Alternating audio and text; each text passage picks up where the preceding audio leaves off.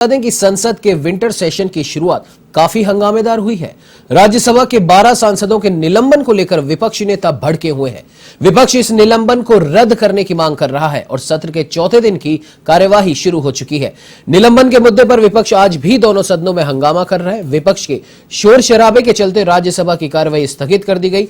राज्यसभा के सभापति वेंकैया नायडू ने सांसदों के निलंबन को आज फिर सही ठहराया। उन्होंने कहा कि सदन की कार्रवाई को चलने दिया जाए। निलंबन कोई पहली बार नहीं हुआ है। नायडू ने साफ कर दिया है कि निलंबित सांसदों के बिना माफी मांगे निलंबन रद्द करने पर विचार भी नहीं किया जाएगा। तो इससे पहले राहुल गांधी की अगुवाई में विपक्षी सांसदों ने संसद परिसर में महात्मा गांधी की प्रतिमा के आगे धरना दिया और सांसदों के निलंबन को रद्द करने की मांग की।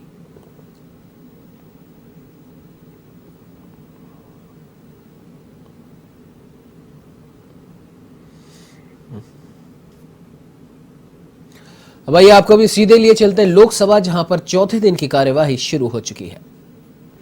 स्पीकर साहब प्लीज सीटेड। माननीय बालू जी, जो कि हम लोग बहुत दिनों से एक दूसरे को जानते हैं और बहुत ही काबिल व्यक्ति हैं, मैं उनको जानकारी देना चाहता हूं और उनको जानकारी होगी भी कि इस पैंडेमिक पीरियड में पिछले 2 वर्षों से हज यात्रा नहीं हुई और इसी मोदी जी के शासनकाल में ही आपको भी मालूम होगा कि सबसे ज्यादा जो हज यात्रियों का कोटा है भारत का, वो इसी कार्यकाल में बढ़ा है। यानी कि हिंदुस्तान जो है इंडोनेशिया के बाद सबसे ज्यादा हज यात्रियों को भेजता है।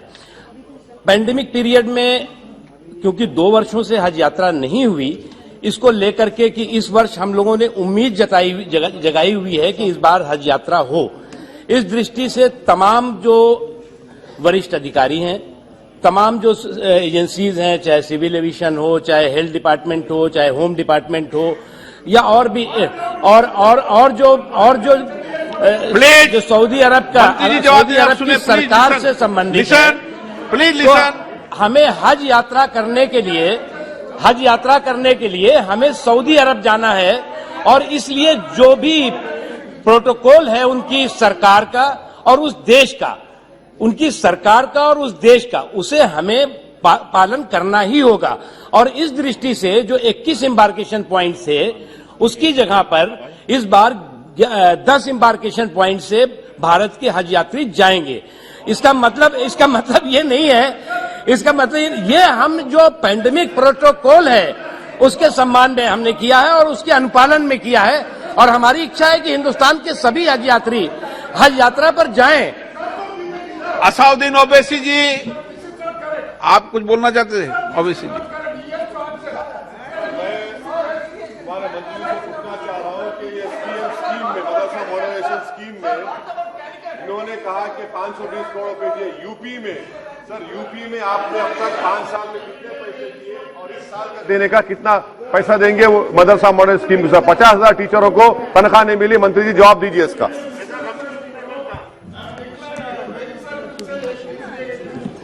आदरणीय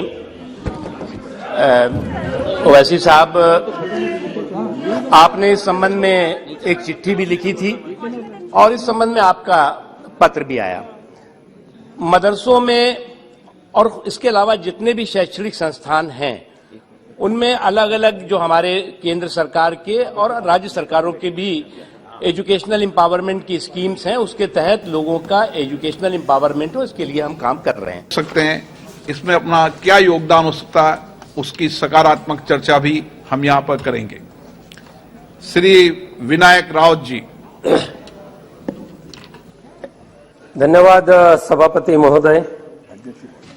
अध्यक्ष जी, 21 महीने के बाद कोरोना के विषय पर आज आपके माध्यम से चर्चा हो रही है। आपने इस महत्वपूर्ण विषय पर चर्चा शुरू करने की अनुमति हमें प्राप्त करके दी, इसके लिए मैं आपका आभार व्यक्त करता हूं।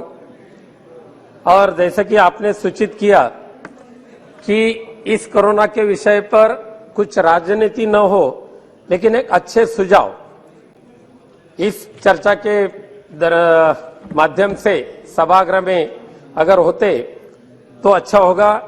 हम आपके सूचना का आदर करते हैं स्वागत करते हैं और ये कोरोना के विषय के जो चर्चा है वो चर्चा की शुरुआत मैं करने जा रहा हूं। सभापति महोदय, वैसे तो सबसे पहले मैं धन्यवाद दूंगा आदरणीय पंतप्रधान नरेंद्र मोदी जी हो, केंद्रीय स्वास्थ्य मंत्री मांडविया जी हो, महाराष्ट्र के मुख्यमंत्री उद्धव जी ठाकरे जी हो, या सारे देश के राज्यों के जो मुख्यमंत्री है, स्वास्थ्य मंत्री है, महाराष्ट्र के स्वास्थ्य मंत्री राजेश टोपे जी हो, या पूरे देश के इस सभागृह के संसद सदस्य हो, राज्य में लोक प्रतिनिधि के रूप में काम करने वाले विधानसभा और विधान परिषद के सदस्य हो, या देश के सारे लोक प्रतिनिधि स्थानिक स्वराज्य संस्था के हो, जिला परिषद, पंचायत समिति, नगर सेवक, ये सारे प्रतिनिधियों के प्रयासों से कोरोना कार्यकाल में जिस कोरोना योद्धा ने जो काम किया है, ये सारे लोगों के माध्यम से आज अपना देश, भारत देश, कोरोना मुक्त भारत देश इस रास्ते से चल रहा है। साथ साथ में कोरोना के अनेक प्रकार हम लोगों ने देखे। कोरोना आया, डेल्टा हो गया, डेल्टा प्लस हुआ, अभी ओमिक्रॉन आ रहा है, जा रहा है। मैं सोचता हूं ना आए तो अच्छा है, आने नहीं देना ये हम सबके हाथ में है, और भगवान से प्रार्थना करता हूं, हम बहुत झगड़े हैं, बहुत लड़े हैं, बहुत परेशानी सहन की है, लेकिन इस भारत माता की कृपा से भारत में या पूरी दुनिया से ओमिक्रॉन नहीं आना चाहिए, ये मैं प्रार्थना भारत माता के पास कर रहा हूं। लेकिन फिर एक बार मैं अभिनंदन करूंगा कि देश के सारे देशवासियों ने भारत देश पे या पूरी दुनिया में जो कोरोना का आक्रमण हो रहा था, कोरोना जैसी एक महामारी आई थी, उस महामारी में लड़ने के लिए पूरा देश अपने, चाहे पक्ष कोई भी हो, संगठन कोई भी हो, पार्टी कोई भी हो, आदरणीय प्रधानमंत्री जी के साथ एक साथ खड़े हुए, चाहे उन्होंने शुरुआत की दिया जलाने का उपक्रम हो, थाली बजाने का उपक्रम हो, या अन्य बाकी के सारे वैक्सीन का उपक्रम हो, इस सारे उपक्रम में पूरे देशवासियों ने प्रधानमंत्री जी को सहायता दी है, राज्य के मुख्यमंत्री जी को सहायता दी है। चाहे हमारे महाराष्ट्र में शिवसेना और महाविकास आघाड़ी का सरकार है,